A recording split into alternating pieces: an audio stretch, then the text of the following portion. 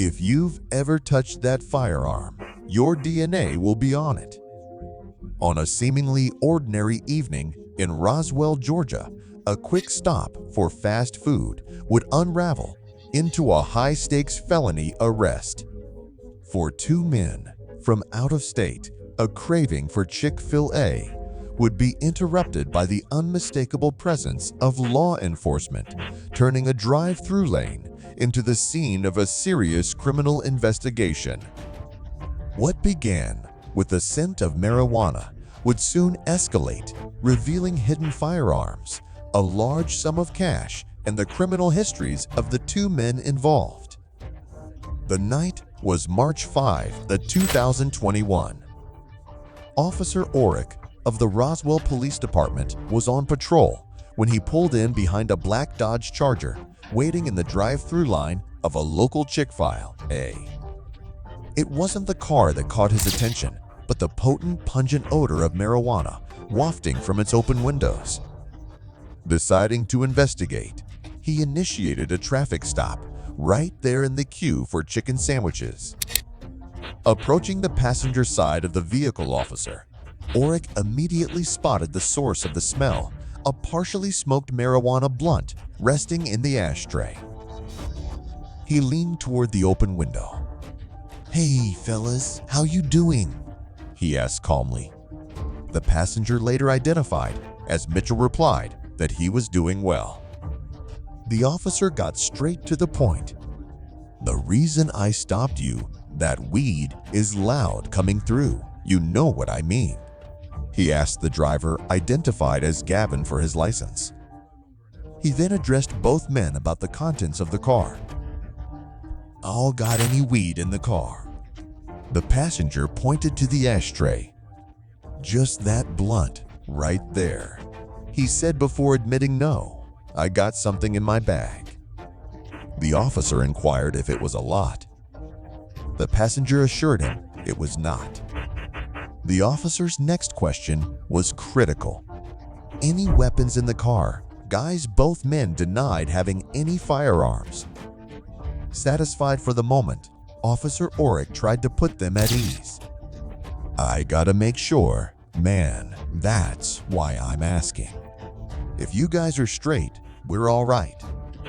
The driver handed over a Kentucky ID card, explaining that he was licensed in that state. The vehicle, he confirmed, was a rental. The officer took the ID and returned to his patrol car. While running their information, he noted an open container of cognac in the passenger area and advised them that any alcohol should be kept in the trunk. The men explained they were in town from Kentucky for the NBA All-Star Weekend, visiting a brother in nearby Sandy Springs. After a brief wait for backup officer, Oric returned to the Charger. He asked the passenger Mitchell to step out of the vehicle. "You're not under arrest," the officer clarified, "so don't get a breakdown, all right." As Mitchell stood near the rear of the car, the officer began to search him for weapons or further contraband. He asked Mitchell if he had anything in his pockets. "It's okay if I search, the passenger consented." The officer conducted a thorough pat-down, discovering a massive roll of cash. "How much is there?" he asked. Mitchell estimated it was between $30,000 and $3,500. He claimed to work in flooring. After securing the money as evidence, the officer instructed Mitchell to wait by the front of his patrol car. With the passenger secured, officer Oric turned his attention back to the driver, Gavin, and the car itself. His tone became more serious. "I'm gonna search the car based off the odor of marijuana," he stated. "If there's anything else in here, just be straight with me." Now would be the time. He offered them an opportunity for honesty, a chance to avoid more serious trouble. "He had a little bit of weed on him. I'm straight with that. I'm not gonna take nobody to jail over a little bit of weed. But I am going to search the car. If I find anything else in here nobody told me about, and it's a crime. All are gonna go to jail for it." The driver remained silent. As the officers prepared to search the Dodge Charger Gavin, the driver became agitated, arguing that they hadn't done anything wrong. "You're driving around smoking marijuana in a car," the officer countered.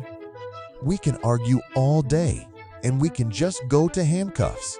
I'm the one that's cutting you a break right now, right?" The search began. It didn't take long for the situation to escalate dramatically. In the center console, Officer Oric found a loaded 9mm magazine. The discovery immediately raised the stakes. He then moved to the glove box. It was locked.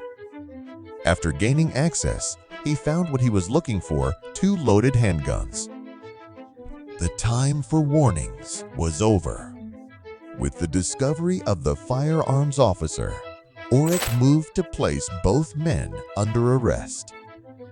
As he attempted to secure Gavin, the driver suddenly tensed up and began to resist. Officers were forced to take him to the ground to safely apply the handcuffs. Within moments, both suspects were secured. A dispatch check on the firearms and the suspects' criminal histories delivered the final critical piece of the puzzle. The dispatcher's voice crackled over the radio, confirming that both Gavin and Mitchell were convicted felons. This meant that their mere proximity to the firearms was a serious new crime. In the back of a patrol car, Mitchell began to plead his case. "Are you a convicted felon?" the officer asked him directly. After a moment of hesitation, Mitchell admitted he was. The officer laid out the new reality. "You're going to jail.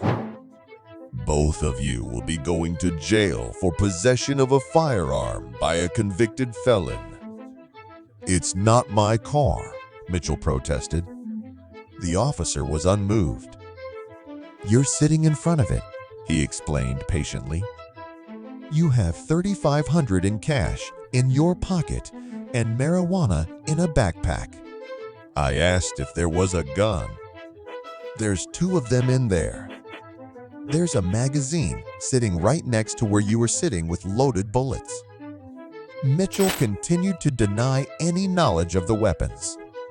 The officer made a final chilling point. "Well, I am going to take your DNA, and I'm going to send that off to the lab to get swabbed. If you've ever touched that firearm, your DNA will be on it." Defeated, Mitchell asked, "So you're letting me go?" "No, sir," the officer replied. Realizing the gravity of his situation, Mitchell's demeanor shifted. He asked the officer about the legal process, when they would see a judge, and if a bond was possible. He admitted he had previously served over 3 years for burglary. Both Gavin and Mitchell were transported to the Fulton County Jail. They were charged with possession of a firearm by a convicted felon, a crime that began with the simple telltale smell of marijuana in a fast food drive-thru.